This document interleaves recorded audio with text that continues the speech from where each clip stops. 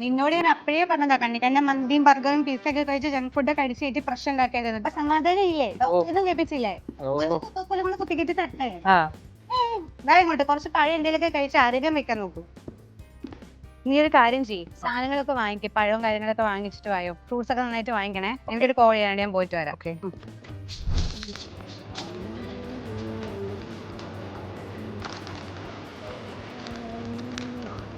കുഴപ്പമില്ല, അതൊക്കെ കിട്ട് ചെയ്യാം. പ്രശ്നമൊന്നുമില്ല.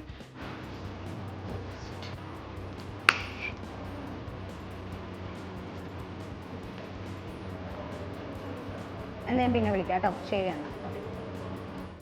അത് വാങ്ങിച്ചോ? എത്ര ബില്ല്? ഒരു കവറിന്റെയും കൂടെ എക്സ്ട്രാ ആക്കിയിട്ടേക്കണം ബില്ല്. കവറിന്റെ ആവശ്യമില്ല. ഞാൻ കൈ പിടിച്ചോ. ഒന്ന് മാറിക്കേ നോക്കട്ടെ. ഇതാണോടാ നിന്റെ ഫ്രൂട്ട്സ്? അതെ, ഇത് സുഖാണല്ലോ. ഇതിലെല്ലാം ഉണ്ട്. വിറ്റാമിൻ എ ഉണ്ട്, ഡി ഉണ്ട്, പിന്നെ CF ജി അടക്കം ഇതിലുണ്ട്. എല്ലാം സുഖാണല്ലോ, നമുക്ക് എല്ലാം നല്ല കിട്ടുമല്ലോ. അതെ. ഇവിടെ വന്ന് ഒരു കാര്യം പറഞ്ഞാൽ കേൾക്കില്ല അല്ലേ?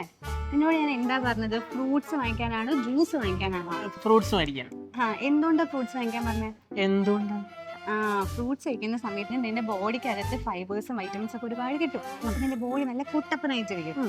അതേ സമയത്ത് ജ്യൂസാ കുടിച്ചിട്ടുണ്ടെങ്കിൽ ജ്യൂസ് ആണെങ്കിലും ജ്യൂസ് ആണ് കുടിക്കുന്നതെന്നുണ്ടെങ്കിൽ ഫൈബേഴ്സ് മൊത്തം പോവും ചെയ്യും. ആഡ് ഷുഗറും കൂടി ഉള്ളതുകൊണ്ട് ഈ ബോഡി മൊത്തം നാശമായി പോവുകയും ചെയ്യും. പിന്നെ മനസ്സിലായി? അല്ല, എന്ത് മനസ്സിലായി?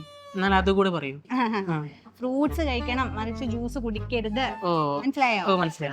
കുറച്ച് ഫ്രൂട്ട്സ് വാങ്ങിക്കാം. ഓക്കെ.